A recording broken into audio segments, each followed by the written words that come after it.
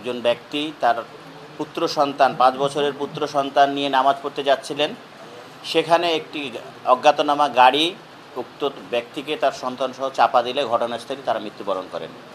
যে বিষয়টা ছিল অত্যন্ত স্পর্শকাতর এবং বেদনাদায়ক, এবং ওই এলাকায় ওই দিন কোনো ঈদের আসলে আনন্দ ছিল না। সকল মানুষের মনে একটা বিষাদের ছায়া পড়ে যায়। এই বিষয়টি আমাদেরকে খুব গভীরভাবে নাড়া দেয়। আমরা ঈদের দিন এবং ঈদের পরের দিন ঘটনাস্থলের বিভিন্ন রকমের সাক্ষ্য প্রমাণ সংগ্রহ করি। রাস্তার বিভিন্ন স্থানে স্থাপিত সিসি ক্যামেরার সিসি ফুটেজ সংগ্রহ করি।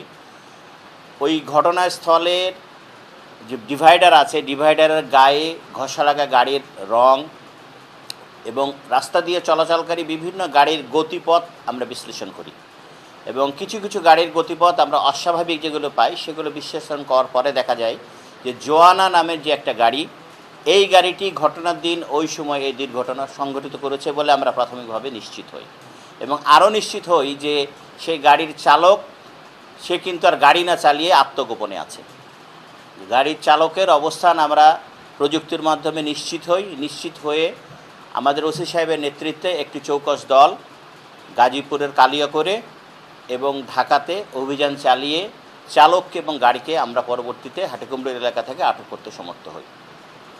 এবং পরবর্তীতে আরও আমরা যেটা দেখতে পাই যে গাড়িতে ঘষা লাগা এই সমস্ত বিষয়গুলোর প্রমাণ সে গাড়িতে রয়েছে। অর্থাৎ এই গাড়িটি সেই দিনের এই দুর্ঘটনা সংঘটিত করে চলে গেছে। দুঃখজনক হলেও সত্যি যে যিনি মারা গেছেন তিনিও একটি গাড়ির চালক।